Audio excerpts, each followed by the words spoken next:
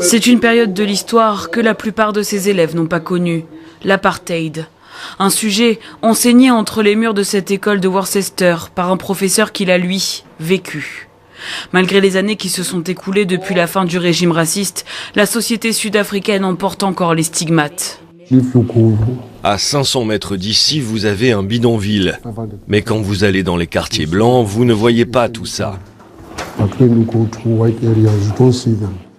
Alors les élèves posent des questions. Pourquoi nous on vit comme ça et eux c'est différent? Donc il y a toujours cet héritage. C'est plus soft maintenant, mais il faut voir la vérité en face. Les Blancs sont toujours au-dessus des Noirs. Prenons l'exemple de l'économie. Combien d'entreprises appartiennent à des Noirs? Enseigner cette histoire, c'est se rappeler des siècles de domination blanche, des violences qui l'ont ponctuée, mais aussi de l'élection de Nelson Mandela en 1994. Cette année-là, le pays organise son premier scrutin général multiracial. 25 ans plus tard, le président sud-africain Cyril Ramaphosa célèbre l'anniversaire de cet événement.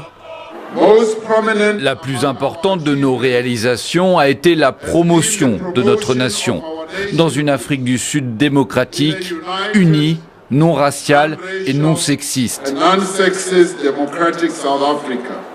Mais pendant ce temps, la rue exprime sa colère et dénonce le manque de services publics. Il n'y a pas de jour de la liberté. Il n'y a pas de liberté, nous sommes toujours sous l'apartheid. Un sentiment d'abandon et d'inégalité ressenti par beaucoup de Sud-Africains. Certains, comme les Colords, qui rassemblent plusieurs groupes ethniques, dont les Bushmen et les Nama, regrettent même l'apartheid, se sentant victimes de racisme et lésés depuis la fin du régime.